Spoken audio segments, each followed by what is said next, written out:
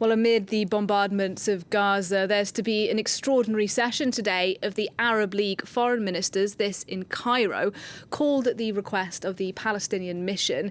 The Arab League's Assistant Secretary General says those ministers will discuss, quote, Arab efforts to stop the Israeli aggression.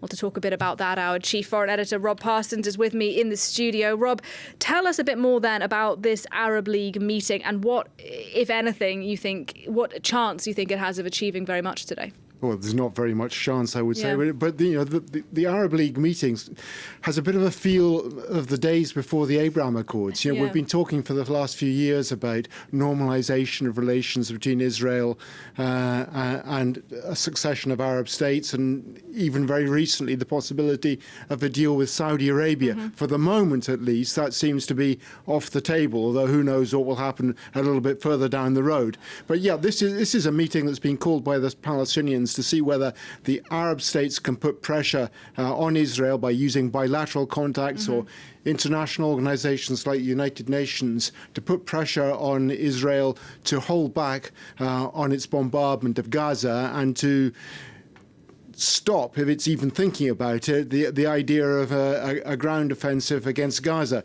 Happens at the same time as the head of the Arab League is in Moscow for talks with Sergei Lavrov, the Russian foreign minister. And interesting there, too, that the Russians haven't offered their condolences to the Israelis for that dreadful attack on Saturday by Hamas. Very unlike the Russians, but perhaps Moscow is irritated by the fact that Israel has not swallowed its excuse for the war against Ukraine, that it's a war against neo-Nazis. Perhaps that's an element of it, but certainly the Arab League and Moscow seem to be in sync at the moment on the approach to what's happening in and around Gaza. That this conflict has to be contextualized. It has to be seen in the context of Israel failing over the years to satisfy the demands of the Palestinians for a separate state. And Rob, you touched on earlier the prospect of a ground offensive by the Israelis into Gaza. We know they're amassing a historic number of reservists right now in preparation for what we suspect is a ground offensive. Do you think then this is imminent? And do you have any idea what shape it might take?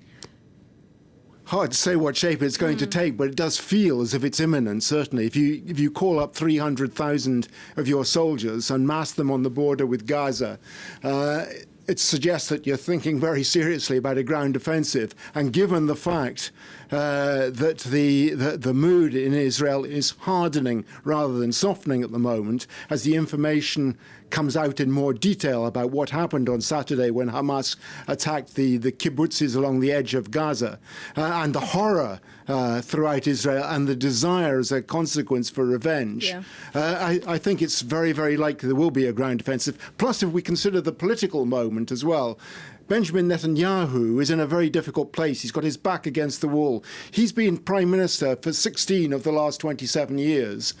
He has to take responsibility for the failures as well as the successes in that time. And one of the failures people for sure will be saying to him in the months to come, if not sooner than that, is that you were the one who claimed you had the right approach to the Palestinians. It all went horribly wrong when 1,200 Israeli citizens, 1,200 Jews were killed by Hamas on Saturday. The desire for revenge is there, and the desire, I think, on the part of the government to take decisive action against Hamas is almost irresistible at the moment.